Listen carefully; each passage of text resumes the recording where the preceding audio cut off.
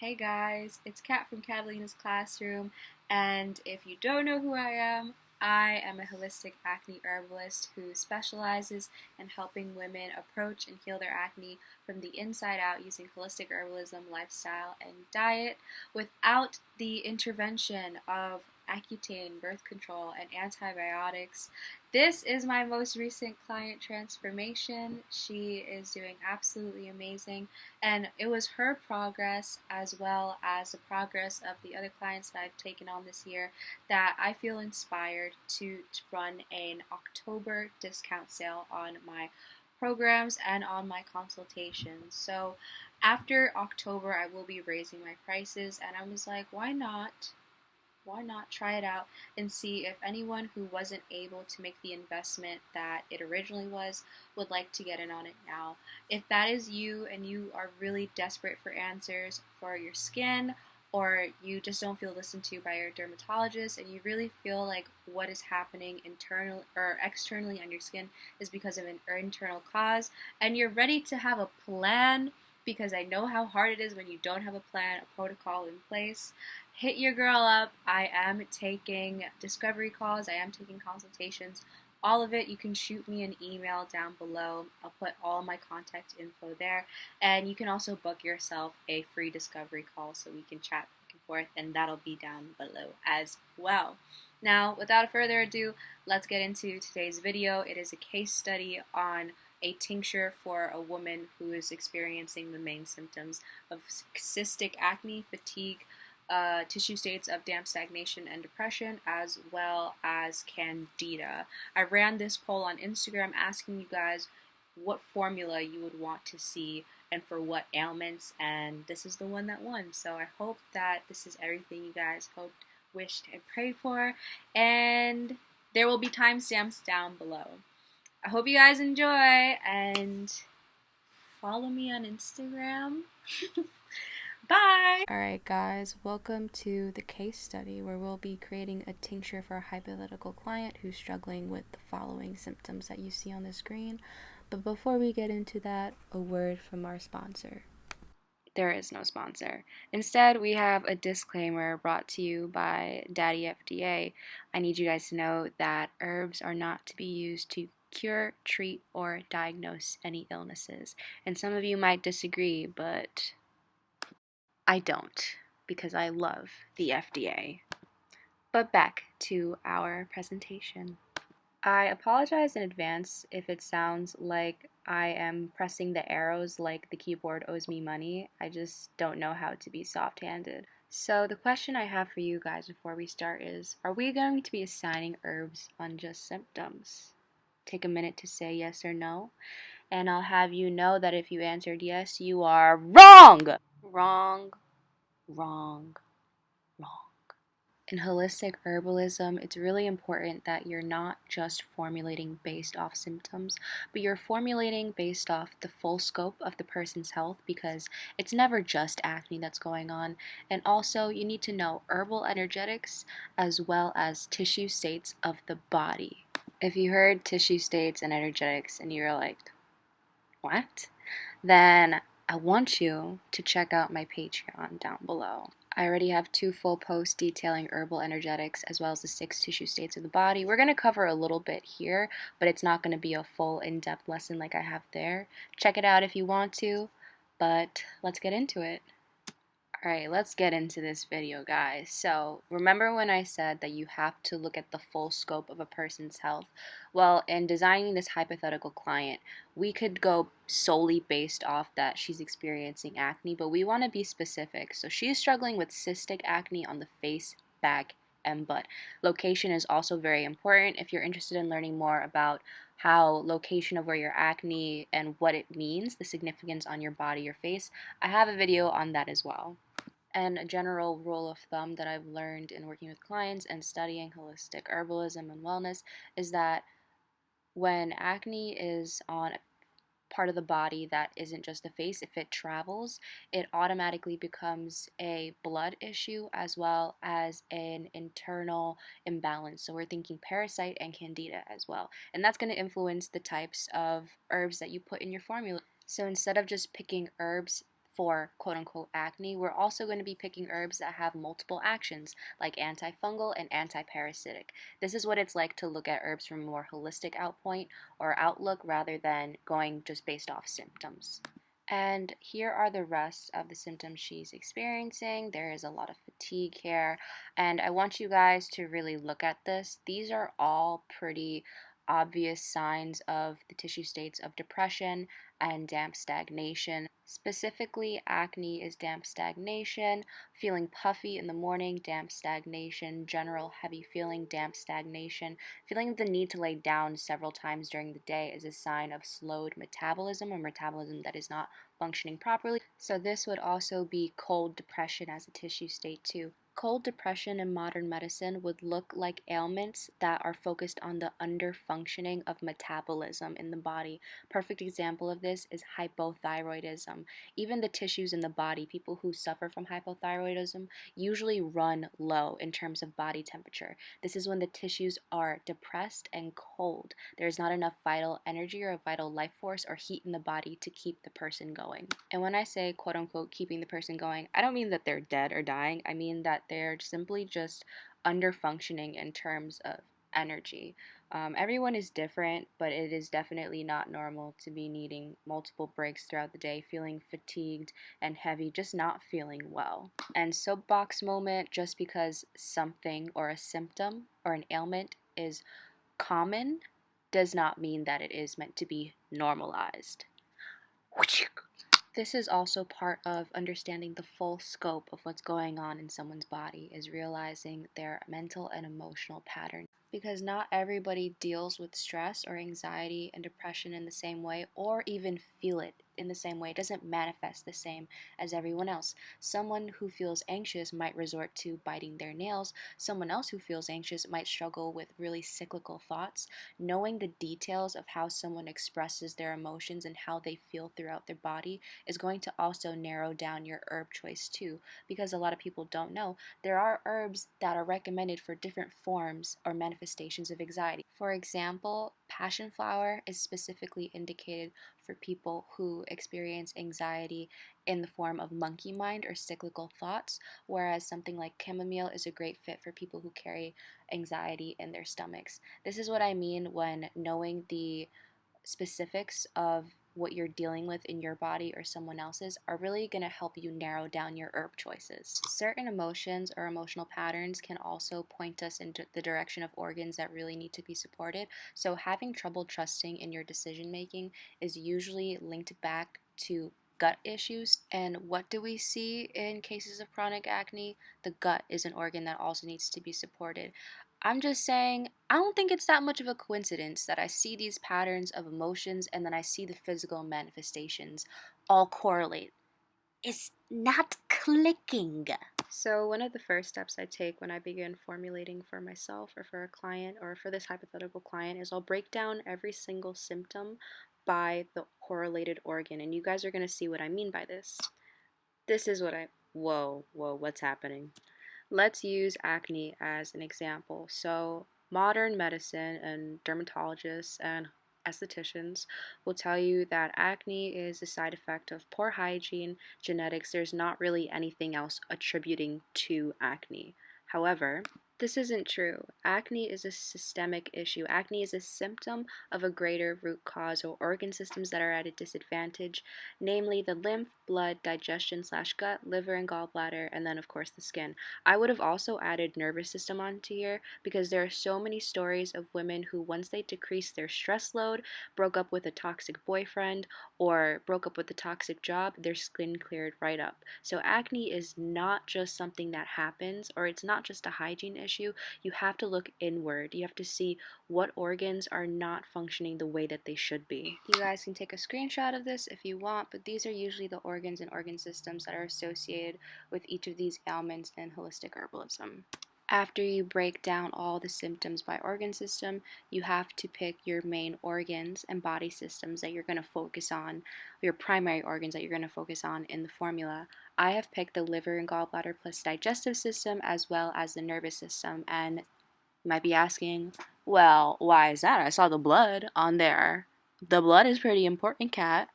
This is why. Your bowel movements, your digestive health, as well as the state of your nervous system and your emotional health are the building blocks for your overall wellness.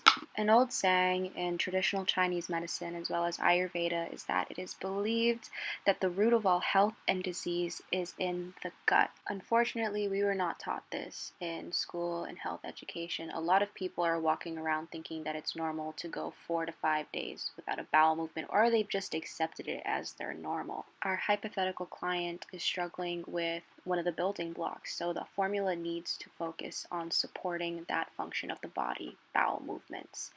Now, I will also say that herbs are not a quote-unquote cure-all for anything. You need to make sure that you are also implementing lifestyle as well as dietary changes when you see fit in order to supplement herbs. Herbs are not the end-all be-all of a healthy life. They are the supplement themselves. The nervous system is also the second primary organ we are going to focus on, because in order for someone to heal, they need to feel safe, and prioritizing herbs that have nervine qualities that fit the specific client and their needs is going to be really helpful. Next, you pick out your secondary organs to focus on. In this case, it will be the blood, the lymph, and I put endocrine, I specifically mean the thyroid. The next step is to figure out the energetics of your formula. We know that the tissue states we're struggling with here, the primary ones, are damp stagnation and depression. So that's why we're going to need drying, draining, and stimulating energetics. The drying and the draining is going to take care of the stagnation or the dampness that is happening in the body, and the stimulation is going to help wake up that cold and depressed tissue. It's going to help reinstate that metabolism and vital life force energy. The secondary energetics of the formula I want to be nourishing and moistening, just because the nourishing and nutritive properties of the herbs that I picked are going to help with any vitamin deficiencies that are showing up in skin issues and also within the client's mental health, and moistening to counteract the drying and stimulating properties of the main herbs. In herbalism, you can never just have an all warming or all drying formula that you're going to take on a daily basis, right? Because you have to think that if you are constantly bombarding the system or your body with just one energetic, you can actually cause a complete shift in the ecosystem internally. A really good example of this is that I was coming across a lot of young women that were taking oregano oil, and only oregano oil with no fat agent like coconut oil or no moistening herb like marshmallow root. And these women were saying, I don't know why my skin is so dry, why I'm constipated. Oregano oil is extremely warming, drying, and even heating and energetics. So when the body is consistently bombarded with only heat and only dryness, it can result in excess heat, like constipation, like dry, flaky skin. So you have to be really careful and strategic about the way that you're formulating and also taking herbs. And dosaging is really important. I don't want to scare you guys and be like, whoa, I'm the holistic herbalist boogeyman. But seriously, do your research, talk to someone, get the opinion, get a consult from me. You can do that. My consults are actually on sale right now. I do plan to raise my prices for my programs and my individual consults after the month of October, but I thought I would extend the sale for all of spooky season. So if you haven't gotten the chance to work with me, you can at a discounted price. And I know a lot of people are like, oh, you get your answers from Google? Google, get a book. Try to read up and educate yourself on how to administer the natural remedies that you want to involve in your life. Don't go into things blind, okay? Next step, choosing the herbal actions that you need for your formula. Herbal actions describe what organ functions, or organ systems an herb impacts in your body. So for example, a lymphagogue is going to help stimulate lymph flow throughout the body, and a cholagogue is going to help stimulate bile flow from the gallbladder. Your herbal actions are going to usually be words that end in gogue or have hints of what body system they operate or benefit, like nervine. As you can see, it has the prefix nerve, so it has an affinity for the nervous system. In this case, we need cholagogue, nervine, diuretic, lymphagogue, alterative, rejuvenative, demulcent, and hepatoprotective. If you're interested in learning more about these words or studying them, I have just posted a study guide with this vocab up on my Patreon, so you guys should go check it out. And the last part of formulation that helps you narrow down the herbs that are going to be the best fit for you or for the formula are knowing the anti-actions that you need. In this case, we want herbs that are heavy in antioxidant, or have anti-inflammatory properties, as well as antidepressant and anti-acne. And when you put all of these together, herbal actions, energetics, organ systems, anti-actions, you get, drumroll please, a well-balanced herbal formula on a Dominican baby's body. So we have our herb list after using those steps that cool herb lady has been talking about for the last 13 minutes. I don't know her, but if I could get her number. Anyways, so we have this list, and you might be wondering, okay, well, now how do I put this all together? Is it just equal parts? No. I'm going to show you how. Your next step is to choose your base herbs or herb, supporting herbs, and your activating herbs. I put catalyst. Catalyst and activating are the same thing. I meant to put harmonizing. Now you're like, what's the difference between each? The very first herb you pick is your base herb. This is the herb that supports medical freedom and recognizes traditional gender roles like a true Chad. Sorry, I don't know what came over me. It's actually your mom. That's the base herb. Just kidding. Your mom isn't involved in this herb making process, but she says hi.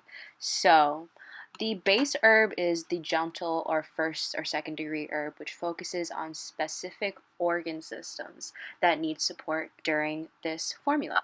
So, your supportive herbs are the herbs that support your base herb with actions and energetics that might not be found in your base herb. Your herbs meant for antifungals or antiparasitics, the stronger herbs, the ones that you really want to kind of add a kick in there, are usually going to be in a supportive role rather than a base role. You never want a super strong third or fourth degree herb, let's say black walnut hull, to be what a formula is based off of. I personally, and this is just a personal thing, I really like working with simple quote-unquote herbs or common herbs. I'm not a fan of the exotic and super strong ones. Every herbalist is different, every person is different, but when it comes to formulating tinctures, I would advise that you don't use a super strong or semi-toxic herb as the base / majority of what the formula surrounds itself around. It would work much better in a much more gentle way if it were in a supportive role. The activating and harmonizer herbs are two constants for me. The activating herb I gravitate towards, the one that activates the properties of the other herbs, is ginger. It acts as if the light to a match and then setting it on a forest fire, and the rest of the herbs are the forest fire. The harmonizer, I am obsessed with using licorice root. There's just something about licorice root that is able to blend all the properties of the other herbs in a synergistic way. And you can even look it up in traditional Chinese medicine, and I believe Ayurveda as well. Across many cultures, this is seen as a phenomenon, so that's the one that I stick to. I think marshmallow root can also be used because it is neutral, but licorice root is great also for its adaptogen properties, which would benefit probably the average person. So I'm just going to take you guys through the plant profiles really quick and the roles that these herbs are going to play in the formula. I chose nettle as our first base because nettle, although it is gentle, it also has very drying properties as well, which is something that we need with the dampness going on in our hypothetical client. And I really love how it hits all the organ systems that we need in this formula. It was like a no-brainer almost. Even though it is safe, it has alterative detoxifying properties, and it does stimulate the GI / the digestive system as well. Nettle isn't typically known as a nervine herb, although I consider it because it's one of the most magnesium-dense plant sources out there, and magnesium is amazing, especially for individuals who wake up periodically throughout the night to keep you asleep, as well as just for promoting mood stability if you feel anxious or depressed on a regular basis. So this just screamed out to me because while it has these nutritive and nourishing properties for our clients' mental health, It also has these alterative and detoxifying properties with an affinity for the GI and the liver and the circulatory system. So I was like, this is amazing. It's a two-in-one, you know? Our second base herb is calendula, and I chose this one because of its affinity for the lymph as well as the skin. It is indicated not only for internal use for the skin, but also external. So it's really great for wound healing, for making sure that your acne or open sores don't become infected, as well as it has antifungal properties, which is needed here, especially when we see yeast infections. The interesting thing about calendula too is that it is often referred to people who are struggling with issues on body parts, quote unquote, where the sun doesn't shine. So it will pop up a lot for women who are struggling with something like chronic yeast infections. And it's also gentle enough to be used in a yoni steam as well, which is what a lot of people will put in their blends for women who are struggling with yeast infections. Most, if not all, flowers have really cooling properties, which is why this gets recommended in times of heat too. Remember that super cystic, angry acne is a matter of heat, so this is going to help tamp down the heat that's coming out as well as the dampness. Burdock root, specifically the root, is our first specialty or supportive herb because of the affinity it has for the skin. It can actually help regulate sebum production and is adaptogenic in that facet. So for example, if you're somebody who struggles with dry skin, burdock is going to help adjust your sebum levels to produce more oil. Whereas if you have too oily of skin, it's going to adjust that so your skin is at a more baseline, drier standpoint. It's not considered a formal adaptogen, but it's adaptogenic in that property, in that way. Burdock root is also indicated for people who have built up to chronic illness over their lifetime. So for someone who has gotten increasingly quote unquote worse acne from childhood up until adulthood, this would be a really great fit. It's also indicated for any type of pus, any type of ailment where there is some type of pus present. Burdock is one of the first herbs to reach for. Matthew Wood speaks of burdock, and he says that it's indicated for people who need to be reminded that they are able bodied and strong. It is for frail people who have gotten so used to feeling helpless. In general, you're going to see a lot of root herbs support the liver and gallbladder as well as the gut, which are our two main metabolic organs. And this is because, as above, so below, the root of the plant is the root of its entire existence. So it reflects that in our body, in our biological nature. So a lot of like turmeric, burdock, dandelion root, they're going to support the liver and the gut because that is the root of all health and all disease. The message of the plant, the essence, the personality of it is to show the person that it's helping that if you support these baseline organs, you can get back to the health that you so badly want to be restored. It's going to take a while, right? It's going to take a while, especially because burdock isn't the quote unquote strongest or most intense herb. However, with consistency and paying attention to your roots, tending to the foundation of your health, you're going to see progress. The next herb that I picked, our second to last specialty herb, is rosemary. And the main reason why I picked this is because of its nervine properties. It is not nervine in the way where something like lavender is more of, when we think of lavender, what I think of lavender, it's more of like a shh, everything's gonna be okay type of herb. Rosemary is more stimulating in its properties. It's more warming. It's something that is going to nourish you but light a fire under your butt. It's specified for people who are struggling with cognition, who are thinking in a haze, or a better word would be experiencing brain fog. This is to lift that. So our last supportive herb is turmeric. It is a beautiful tonic. Well, it's not considered rejuvenative or a tonic in nature, but it affects virtually every organ system that we can think of. It helps support immune function. It's really great function. It's really great for the digestive system, for the liver and gallbladder. It is a circulatory stimulant, and it also helps with cognition, the brain, the nervous system.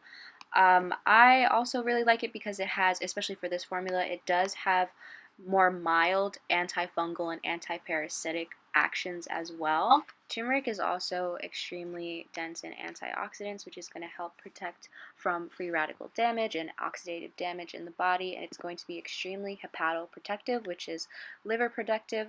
I also like turmeric because it is indicated for people who have also been exposed to mold, which I have said this on my Instagram before, but if you have tried everything for your acne routine, every diet change, and nothing is helping, and you're not under very much stress, I would look into mold exposure. And turmeric is a really great herb to incorporate in your ritual or your herbal ritual if you've been exposed to mold. Ginger is going to be our activator. I love ginger. It is the number one herb I recommend to pretty much everybody. It's one of the safest herbs. On top of that, it's known as the universal medicine in Ayurveda as well as Chinese medicine. In terms of this formula, it's going to help activate the properties of the other herbs. Like I said, it is the match that lights the forest fire. Some other slept on properties of ginger is that it's carminative, so it's going to help relieve any trapped gas in the body, as well as it's antispasmodic. So if there's also tension in the intestines or in the stomach or in the general body, ginger is going to help deliver the warmth to those tissues so the muscles can relax. It really is a well-rounded herb in terms of what it does and serves in the body. So I'll be honest, I pretty much add licorice root in all my formulas because of its ability to tie together a formula really well, and I also know that it has adaptogenic effects. But something I learned recently about licorice root, which is really cool, is that it is often used in conjunction when people are exhibiting chronic fatigue syndrome because of its positive effects on the mitochondria and removing toxins from contaminated mitochondria. So it supports your body on a cellular role, which is or cellular level, which is super cool.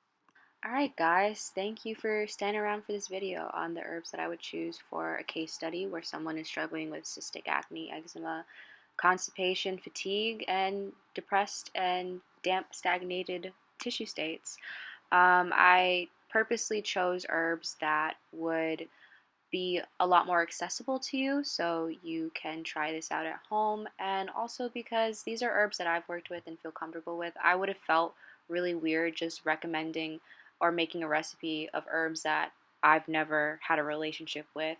And you also don't need to buy $8 million herbs from Amazon that are super exotic or from other suppliers on Etsy. You can work with quote unquote kitchen herbs and make really great products and really great quote unquote medicine not backed by the FDA. Other than that, also, usually I like to keep my formulas a little bit smaller, but I really enjoy having all these plants work off of each other. And it just goes to show you don't need third and fourth degree herbs to get the job done. If you end up trying out this recipe, making this tincture, I want you to DM me. I want you to leave a comment.